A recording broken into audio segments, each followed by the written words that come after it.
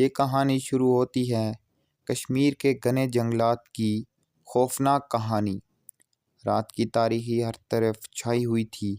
کشمیر کے گہرے جنگلات میں ہوائیں آوازیں پیدا کر رہی تھیں۔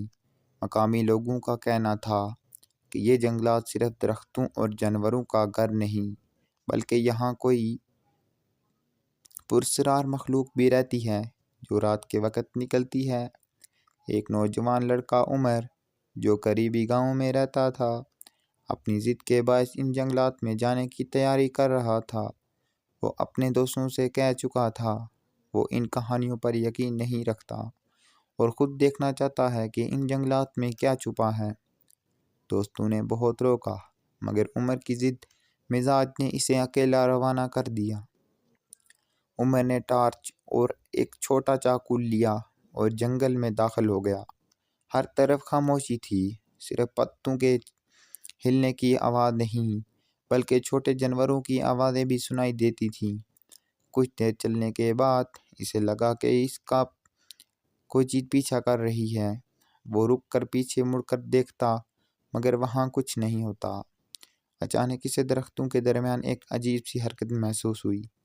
وہ اپنی ٹارچ کی روشنی وہاں ڈالنے لگا مگر روشنی صرف درختوں کی پرچھائیں دکھا رہی تھیں۔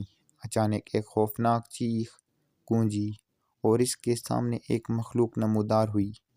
یہ مخلوق آدھی انسان اور آدھی بھیڑیا دکھائی دیتی تھی۔ اس کی آنکھیں سرخ انگاریوں کی طرح چمک رہی تھیں۔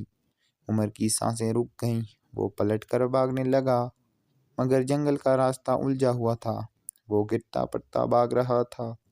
مخلوق اس کے پیچھے تیز رفتار سے آ رہی تھی۔ عمر نے اپنی پوری طاقت لگا کر ایک اونچے پتھر پر چڑھنے کی کوشش کی۔ مخلوق نے اس پر چھلانگ لگائی مگر پتھر کی چٹانوں نے اسے تھوڑی دیر کے لیے روک دیا۔ عمر کے دماغ میں صرف ایک ہی سوچ تھی کہ وہ اس جنگل سے زندہ نکلے۔ اچانک اسے گاؤں کے بزرگ کی دی گئی نصیحت یاد آ گئی کہ اگر کبھی خوف زدہ ہو تو اللہ کا نام لے کر دعا کرو۔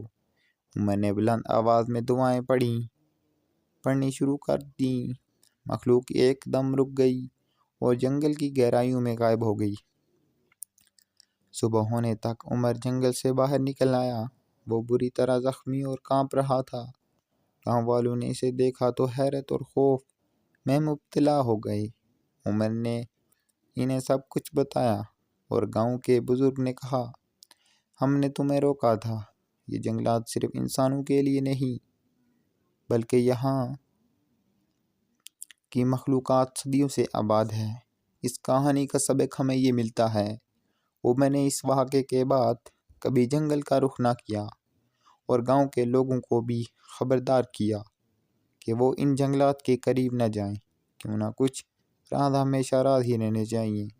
اگر آپ کو یہ کہانی ہماری اچھی لگی ہو تو لائک اور سبسکرائب ضرور کیجیے۔ اگلی نیو ویڈیو کے لیے